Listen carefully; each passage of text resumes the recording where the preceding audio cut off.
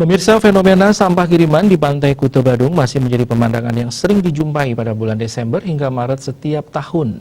Untuk mengatasi permasalahan klasik ini, pihak DLHK Badung berusaha keras dengan mengerahkan 11 alat berat dan 40 truk setiap harinya untuk membersihkan pantai yang sudah tersohor di seluruh dunia ini.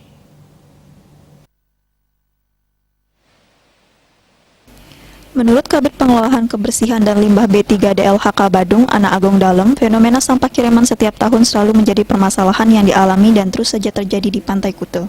Untuk itulah pihaknya berupaya sekuat tenaga menangani dengan mengerahkan tenaga kebersihan dan alat berat yang terdiri atas loader, beach cleaner, dan ekskavator. Dengan dibantu para relawan. Sampai saat ini sudah 1.500 ton sampah berhasil diangkut dari perairan Pantai Kuta, namun sampah kiriman terus saja berdatangan. Antisipasi, kita sudah siapkan alat. Jadi kita sudah siapkan alat, sekarang kita turunkan ada 9 alat. Ada loader, ada ekskavator, ada barber, beach cleaner. Kita standby-kan sini, tetapi karena banyaknya sampah dan panjangnya pantai, kita sistem prioritas. Kalau sekarang di Kuta seperti begini, kita prioritaskan di sini. Jadi seperti tadi kita udah kerahkan tim penyapuan jalan yang punya jalur-jalur di jalan.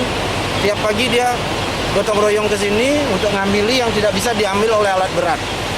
Sore akan ada lagi shift 2, ngamili juga secara manual. Tapi yang jelas kita mengandalkan alat-alat berat kita, termasuk ada 40 unit truk yang mengambil setiap hari. Itu kita bawa ke tempat-tempat yang bisa kita kumpulkan sementara, STO yang kita punya, dan secara rutin juga kita bawa ke TPA.